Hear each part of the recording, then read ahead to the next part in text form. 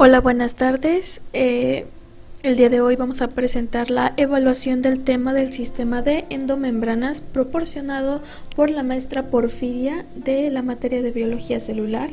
Mi nombre es Melissa Estefania Barrón Alvarado y aquí están mis datos. Por acá coloco una imagen de quién soy.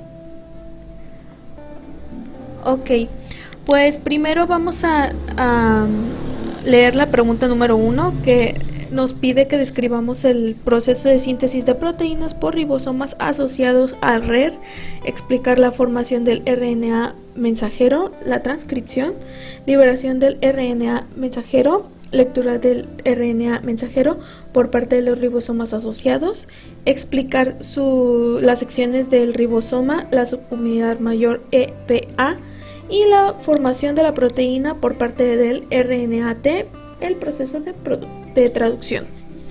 Ok, pues primeramente el RER desempeña un papel central en la síntesis de proteínas. Los ribosomas asociados crean un cierre hermético con la membrana del RE, se conecta con un poro del RE de los polipéptidos, se transportan a través del canal y del poro de la membrana del RER hasta el lumen. En la luz del RE, las proteínas se ensamblan y se pueden modificar por enzimas que les añaden carbohidratos o lípidos.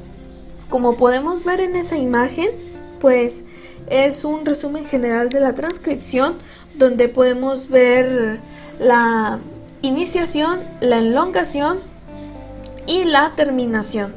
Debemos de saber que la enzima que se encarga de controlar la transcripción es la ARN polimerasa, la cual deshace la hélice del ADN y sintetiza una cadena simple de ARN mensajero, usando como molde la hebra del ADN con dirección de 5 a 3. Durante la segunda fase, que la llamamos elongación, cada nucleótido adicional está incorporado en el extremo 3 de la molécula del ARN en crecimiento. Dos de sus fosfatos son removidos en una reacción exergónica que le permite al fosfato restante convertirse en parte de la columna del azúcar fosfato. El último nucleótido incorporado tiene un grupo 3-hidroxilo. En la terminación de las enzimas del ARN polimerasa, pues se reconoce la secuencia del inicio y la parada codificadas en el ADN y transcribe el contenido de esas regiones y conduce a la separación de ARN polimerasa molde del ADN y el recién sintetizado ARN.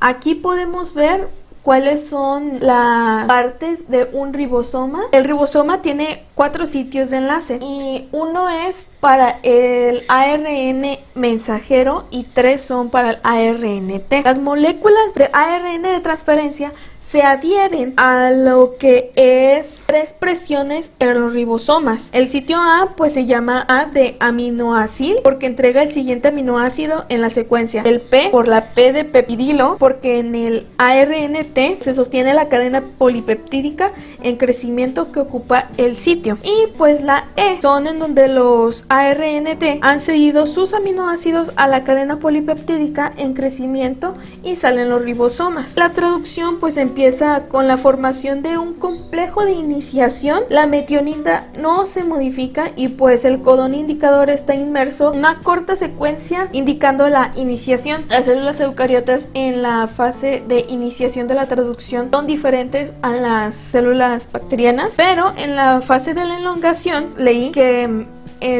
son iguales. En esto se agregan los aminoácidos uno por uno a la cadena polipeptídica y el aminoácido ARNT se une al codón del sitio A y se forma un enlace polipeptídico. Empieza la translocación, así se vuelve a repetir el proceso. El ribosoma mueve un codón hacia el extremo 3 del ARN mensajero y la cadena polipeptídica se transfiere al sitio P del ARNT, descargándose en el sitio E. Cuando el ribosoma llega en su lectura del ARN mensajero a un codón de parada del sitio A, se une a un factor de liberación y pues este hidroliza la cadena polipeptídica y las del ARNT, causando la liberación en el sitio P y las partes residuales de las estructuras pues se disocian. Ahora sí, vamos a pasar a la segunda pregunta que nos dice que describamos el proceso de la glicosilación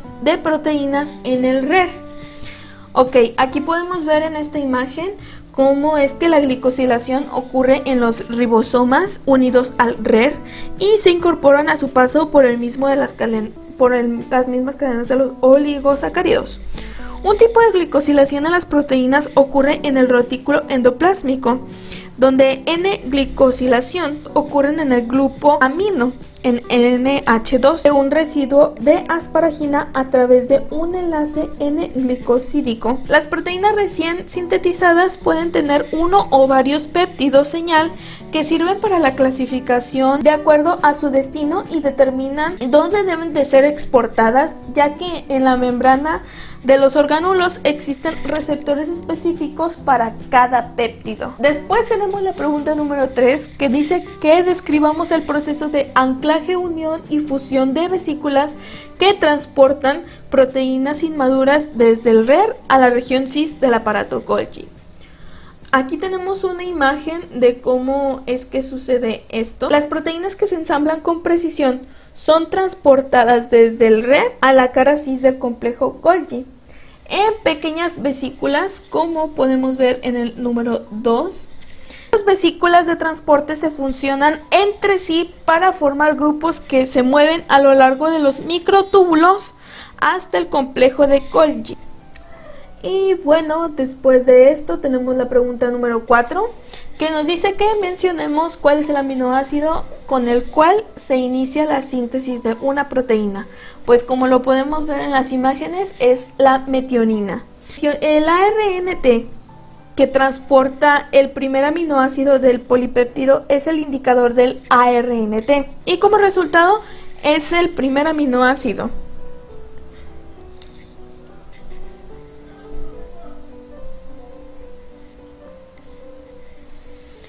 Por último, tenemos la pregunta número 5.